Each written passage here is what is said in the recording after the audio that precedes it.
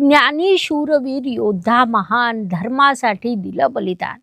आपल्या भारतभूमीने आतापर्यंत अनेक शूर पराक्रमी योद्धे बघितले, परंतु धर्मासाठी दुसऱ्याच्या अधिकारासाठी स्वतःचं शीश अर्पण करणारा महान योद्धा केवळ भारताच्या नव्हे तर जगाच्या इतिहासात क्वचित भेटतो. अशाच एका योद्धाचं नाव आहे गुरु तेग बहादूर, ज्यांना हिंद की चादर ही पदवी मिळाली. मानवाधिकाराचे प्रथम प्रणेते म्हणून त्यांना ओळखलं जातं. धर्म आणि मानवी हक्कासाठी त्यांनी बलिदान दिलं. त्यांची पत्रिका अनेक रहस्यांनी भरलेली आहे. नमस्कार, मी ॲस्ट्रोगुरू डॉक्टर ज्योती जोशी सर्वांचं मनपूर्वक स्वागत करते. आपण नेहमीच वेगवेगळी व्यक्तिमत्वे, महापुरुष यांच्या पत्रिकांचा शास्त्रोक्त पद्धतीने विश्लेषण करीत असतो. ज्योतिषशास्त्रीय दृष्टिकोनातून त्यांच्या कार्याचं, कर्तृत्वाचं रहस्य जाणून घेण्याचा प्रयत्न करतो.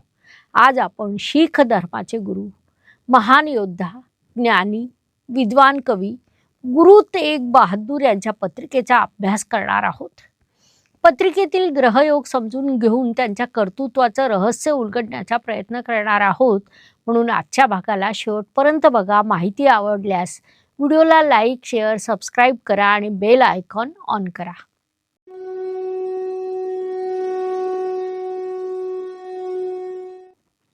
गुरु तेग बहादूर यांचा जन्म 12 एप्रिल 1621 मध्ये झाला. अर्थात ही तारीख आपण गुगलवरून घेतली आहे. ते शिखांचे 6वे गुरु हरगोविंद यांचे धाकटे पुत्र होते. सन 1664 मध्ये शिखांचे 8वे गुरु हरकिसन यांच्या निधनानंतर ते 9वे गुरु बनले. ते महान योद्धा, कवी आणि आध्यात्मिक नेते होते.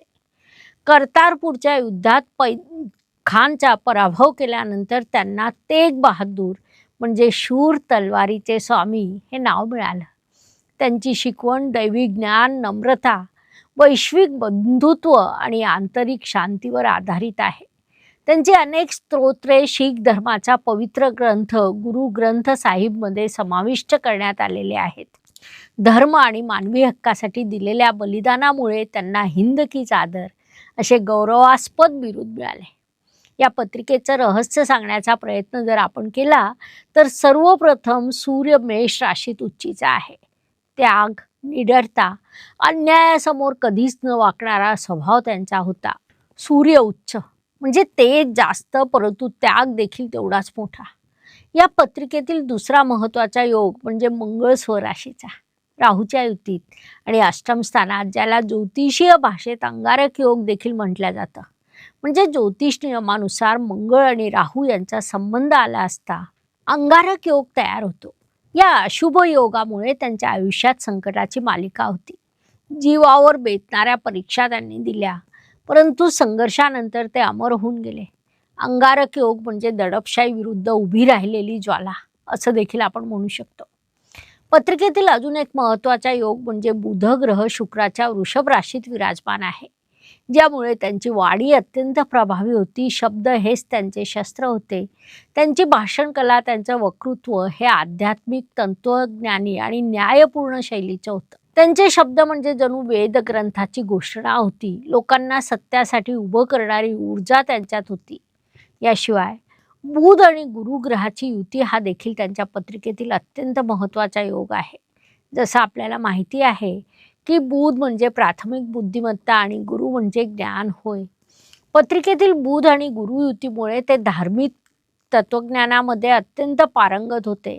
लाखो लोकांना प्रेरणा देणारी शिकवण ते करू शकले. त्यामुळे जगाला मार्गदर्शन करण्या एवढे ते प्रबळ झालेले होते. पत्रिकेतील अत्यंत महत्त्वाचा योग म्हणजे शनी तृतीय या उपचय स्थानात विराजमान आहे. ज्योतिष नियमानुसार शनिदेवांना ते स्थान विशेषत्वाने मानवतं, कारण उपचय स्थानात पापग्रहांचे शुभ परिणाम प्राप्त होतात. शनिदेव तिथे मिथुन राशीत विराजमान आहेत. शनिदेव म्हणजे संपूर्ण विश्वाचे न्यायाधीश होय, ज्यामुळे गुरु तेग बहादूर यांच्यामध्ये सत्यासाठी लढण्याची हिंमत होती. वाणी अत्यंत प्रबळ असल्यामुळे योग्य शब्दात विरोध मांडण्याची क्षमता देखील होती. शनिदेवांची कृपा असल्यामुळे अन्यायासमोर सत्याचा हात उंच ठेवण्याची हिंमत ते दाखवू शकले. सगळ्यात महत्त्वाची बाब म्हणजे शनिदेव त्यांच्या पत्रिकेत नवमांशात कुंभ राशीत होते. अर्थात मूळ पत्रिकेत शनिदेव उपचय स्थानामध्ये आणि नवमांश पत्रिकेत कुंभ राशीत असल्यामुळे ते अत्यंत प्रबळ अवस्थेत होते. कुंभ रास ही शनिदेवांची मूळ त्रिकोण रास असून सगळ्यात बुद्धिमान रास म्हणून तिची ओळख आहे. या राशीत बुद्धिमत्ता आहे, शोध घेण्याची क्षमता आहे, सुधारणा करण्याची प्रवृत्ती आहे. विशेष बाब म्हणजे कुंभ रास ही वेळेपेक्षा पुढचा विचार करत आहे. गुरु तेग बहादूर हे मानव धर्माचं जागतिक प्रतीक म्हणता येईल. त्यांची पत्रिका आणि त्यांचं कर्तृत्व या दोन्ही गोष्टी एकमेकांना अगदी समान होत्या. त्यांनी समाजाच्या सुरक्षेसाठी कार्य केलं, समाज हितासाठी आवाज उठवला, धार्मिक बंधनाशिवाय समानतेची शिकवण त्यांनी लोकांना दिली. म्हणूनच लाखो लोक त्यांच्याकडे आदर्श म्हणून बघू लागले.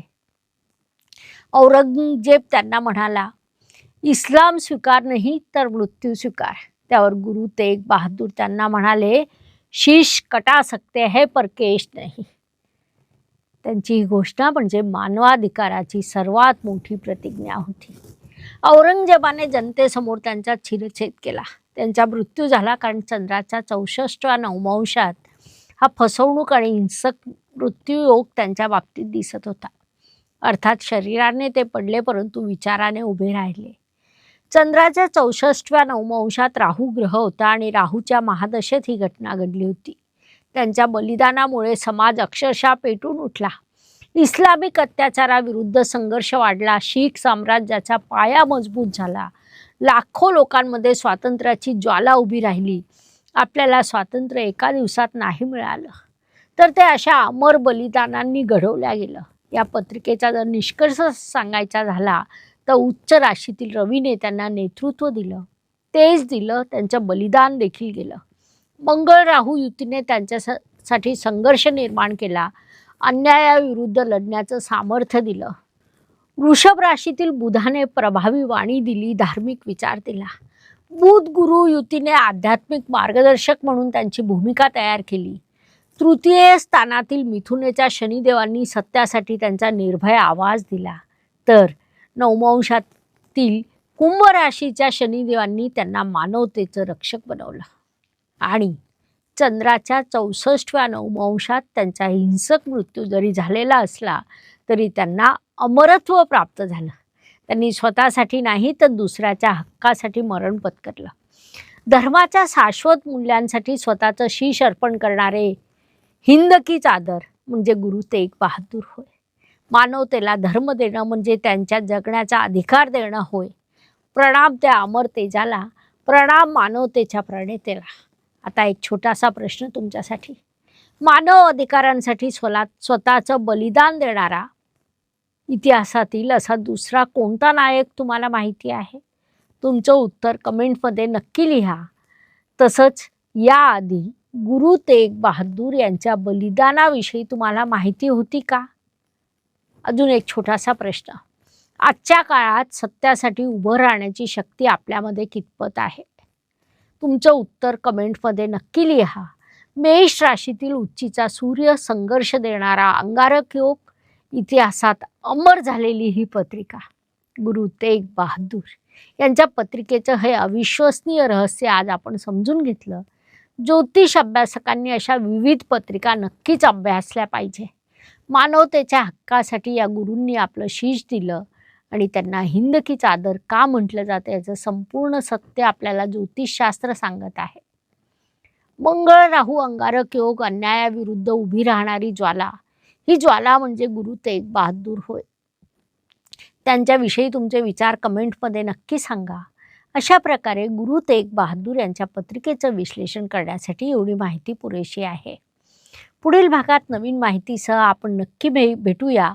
ही माहिती आवडली असेल तर व्हिडिओला लाईक, शेअर, सबस्क्राईब करा, बेल आयकॉन ऑन करा.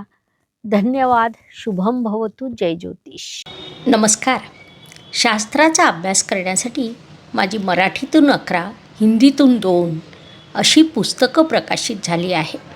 विशेष बाब म्हणजे मी स्वतः संशोधित केलेली ज्योती जोशी पद्धती अर्थात जे पद्धती या विषयावर स्वतंत्र ग्रंथ उपलब्ध आहे, त्याचा देखील लाभ घ्यावा.